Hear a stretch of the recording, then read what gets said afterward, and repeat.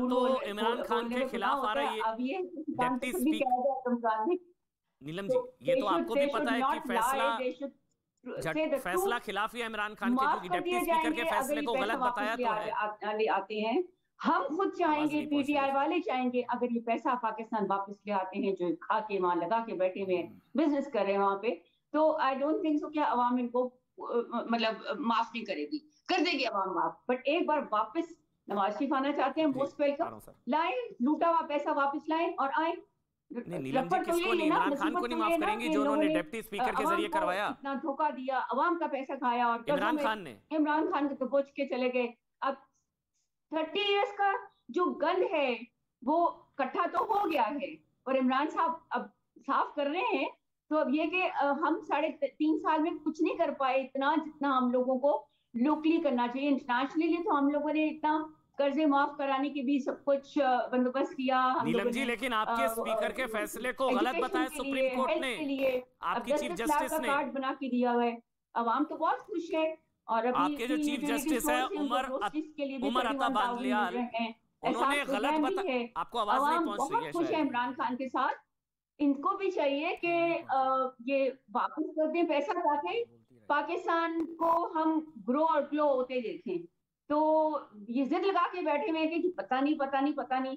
जब कोर्ट में कुछ नहीं बोलोगे तो मेरे ख्याल में तो इनको फिर एंटी लगनी चाहिए। इससे ज्यादा और मैं क्या बोलूंगी कि ये जब झूठे हैं, झूठ बोल रहे हैं, मक्कारी करके ठीक है, इनका चलिए नीलम जी, डिक्लेयर्ड आप है तक सब आवाज नहीं कुछ। पहुंच रही है। तो मोहम्मद अब आरिफ अब्बासी, सीधे साहब अब्बासी साहब, ये तो तय है ना कि इमरान खान के खिलाफ आने जा रहा फैसला? 3 अप्रैल के डिप्टी स्पीकर के फैसले को गलत बताया सुप्रीम कोर्ट ने, ये तो आप भी शायद जानते हैं। नहीं, नहीं, नहीं, देखें, और नो फैसला कॉन्फिडेंस ना फेस इमरान करना चाहिए खान, नहीं करना चाहिए आप लोगों को सर? नहीं, ना फैसला इमरान खान के खिलाफ आ रहा है, ना तहरीक इंसाफ के खिलाफ आ रहा है। फैसला कॉन्स्टिट्यूशन के मुताबिक आ रहा है। फैसला कॉन्स्टिट्यूशन की फेवर में आ रहा है। अगर कॉन्स्टिट्यूशन को अपहोल्ड किया जाता है, कॉन्स्टिट्यूशन की सुपरमेसी को तस्लीम करके कोई फैसला दिया जाता है, तो वो फैसला किसी के खिलाफ नहीं होता, वो मुल्क के मुफाद में होता है। लेकिन मैं सिर्फ आपको ये कह रहा हूँ, बार बार आप आर्टिकल 5 की बात कर रहे हैं और कह रहे हैं जी स्पीकर ने, डिप्टी स्पीकर ने ये मेरे को कर एक दिया। चीज बताइए इससे सर, अब क्या 3 अप्रैल को कॉन्स्टिट्यूशन को अपहोल्ड किया गया था, हाँ या ना? बिल्कुल बिल्कुल, देखें हमारे जहन लेकिन में क्या, सुप्रीम कोर्ट कह रहा है नहीं किया गया था। देखें अभी फैसला आने दें ना, अभी नहीं, वो सुप्रीम तो कोर्ट चीफ का जस्टिस फैसला ने नहीं कह आया, ही दिया है ना। वो तो चीफ ऑब्जर्वेशन है। जस्टिस ने देखिए आपके कह ही दिया कि 3 अप्रैल का फैसला गलत था सर। तो या तो आप सही हैं, सुप्रीम कोर्ट सही है। नहीं, नहीं, नहीं, सुप्रीम कोर्ट बिल्कुल ठीक है, लेकिन वो उनकी तो फिर ऑब्जर्वेशन आप थी।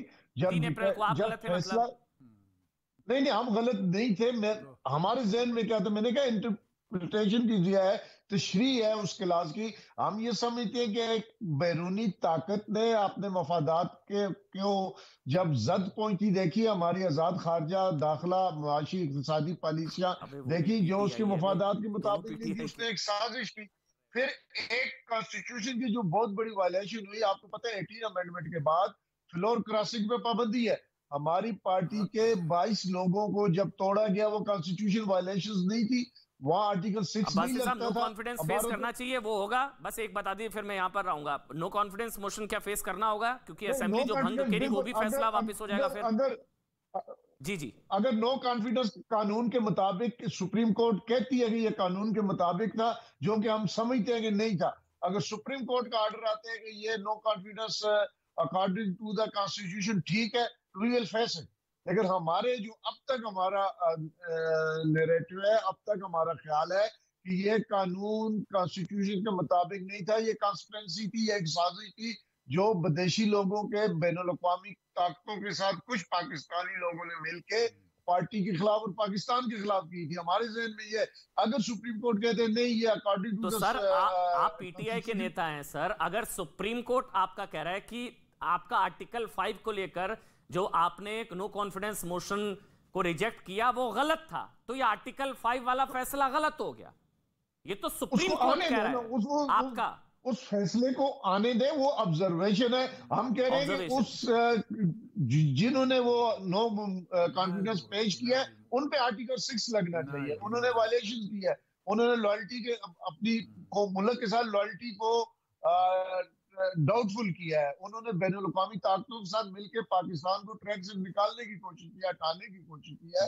अगर सुप्रीम कोर्ट ये समझते हैं कि नहीं ये ठीक थी, तो हम सुप्रीम कोर्ट के आगे सर तस्लीम खम करेंगे और जो सुप्रीम कोर्ट का हुक्म होगा उसके मुताबिक हम आगे चलेंगे। और अगर ये डिप्टी स्पीकर के फैसले को खारिज किया गया तो मतलब ये आपके खिलाफ है ना फैसला?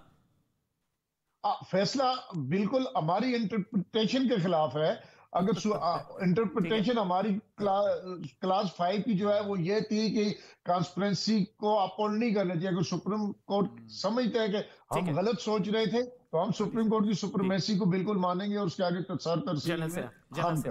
जनरल सेना। अमन, मैं कानूनी एक पॉइंट ऑफ ऑर्डर रेज करना चाहता हूं। 3 अप्रैल को इमरान खान कानूनी दृष्टिकोण से प्रधानमंत्री थे ही नहीं, क्योंकि मेजॉरिटी उनके पास नहीं थी, और मेजॉरिटी उनके पास होती तो वोटिंग होना चाहिए था। तो प्रधानमंत्री फिर जो नेशनल असेंबली को भंग करने का रिकमेंडेशन देते हैं प्रेसिडेंट को, वो गलत। जब प्राइम मिनिस्टर नहीं है तो जो प्राइम मिनिस्टर का रिकमेंडेशन इमरान खान दे रहे वो गलत। तो वो गलत है तो वोटिंग करवाओ, फिर देखो खेल क्या होता है। अब ये जो फॉरेन एंगल बात हो रही है, कॉन्स्पिरेसी, तो मैं ये कहना चाहता हूं 178 जो एमएनएज हैं वो राष्ट्रद्रोही हैं और 164 जो हैं वो राष्ट्रभक्त है।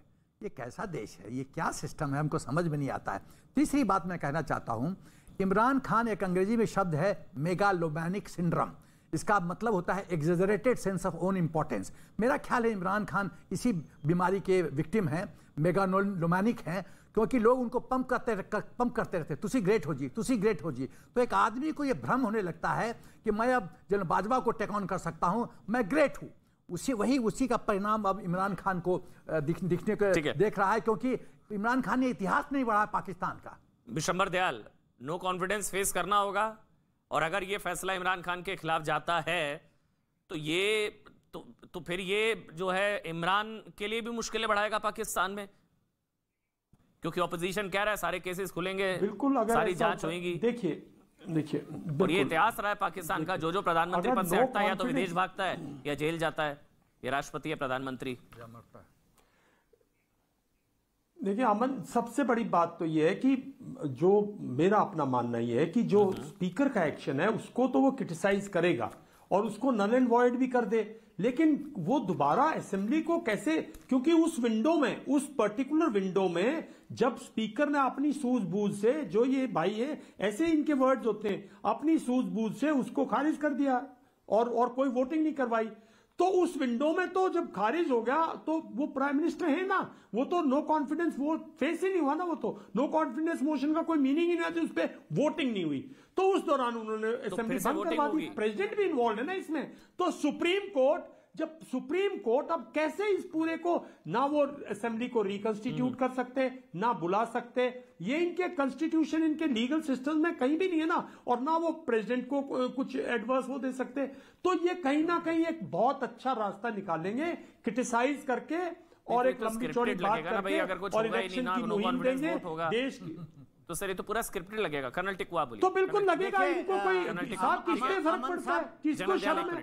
कर्नल टिक्कू, अमन साहब देखिए, कोई शर्म थोड़ी है इसमें। वेट अमन साहब, 2 इश्यूज हैं पाकिस्तानी सुप्रीम कोर्ट के सामने। हम मुझे लगता है हम पाकिस्तान के सुप्रीम कोर्ट के एक डिस्ट्रिक्ट कमिश्नर का फैसला समझ रहे हैं। ऐसा नहीं है, सुप्रीम कोर्ट ऑफ पाकिस्तान है, हाईएस्ट जुडिशरी, जो वो बोलेगा वो पाकिस्तान का लॉ बन जाएगा। उनके सामने 2 इश्यूज है। पहला, क्या डिप्टी स्पीकर का फैसला उनके आईन के मुताबिक है या नहीं है। दूसरा, जो इंटरनेशनल कॉन्स्पिरेसी बताई जा रही है, अमेरिकन कॉन्स्पिरेसी बताई जा रही है, क्या उसमें कुछ सच्चाई है या नहीं है। ये 2 इश्यूज हैं। अगर सुप्रीम कोर्ट ये बोलता है, और जो मुझे लगता है वो बोलेगा, कि डिप्टी स्पीकर का फैसला पाकिस्तान के आईन के मुताबिक नहीं है, तो उसके बाद जो भी फैसले हुए ऑटोमेटिकली वो अनकॉन्स्टिट्यूशनल हैं। दूसरा, मुझे लगता है बैलेंस करने के लिए, क्योंकि एक बहुत प्राइम मिनिस्टर ऑफ पाकिस्तान ने और उनकी पार्टी जो रूलिंग पार्टी है उन्होंने बोला है कि एक इंटरनेशनल कॉन्स्पिरेसी है, तो मुझे लगता है सुप्रीम कोर्ट इस बात को भी नहीं उधर ही छोड़ेगा। शायद वो जुडिशल कमीशन बिठाना चाहिए या कोई भी कमीशन बिठाना चाहिए, ताकि वो पता करे कि इसमें कोई तथ्य है, सच्चाई है या नहीं है। जहां तक कि डिप्टी स्पीकर का फैसला है, अगर वो अनकॉन्स्टिट्यूशनल उन्होंने डिक्लेयर किया, तो मैं मानता हूं उसका सबसे पहला इंप्लीकेशन यह है कि वोट ऑफ नो कॉन्फिडेंस पर वोटिंग होगी और वोटिंग होने के बाद जो कॉन्स्टिट्यूशन में लिखा है वैसे कार्रवाई की जाएगी। जहां तक इलेक्शन करने का ताल्लुक है, इलेक्शन तो फिर वही कराएगा जो वहां पर प्राइम मिनिस्टर होगा। मुझे नहीं लगता सुप्रीम कोर्ट ऑफ पाकिस्तान यह फैसला करेगा कि अगले 7 महीने तक कोई इंटरिम प्राइम मिनिस्टर होगा। ऐसा हो सकता है डेमोक्रेसी में? लोगों का राज है, जनता का राज है, जनता इलेक्ट करेगी। और जनता ने जब एमएनएज इलेक्ट किए हैं तो एमएनएज जिसकी मेजॉरिटी पार्लियामेंट में होगी, नेशनल असेंबली होगी, वही प्राइम मिनिस्टर बन सकता है। तो फिर एक मिनट, कमर चीमा, ये इंपॉर्टेंट है, कमर चीमा, ये इंपॉर्टेंट है कि अगर डिप्टी स्पीकर के फैसले को अनकॉन्स्टिट्यूशनल, तो फिर पीएम कौन? फिर 6 से 7 महीने के लिए पीएम कौन? शहबाज शरीफ पीएम, ऑपोजिशन के लीडर, फिर पीएम कौन?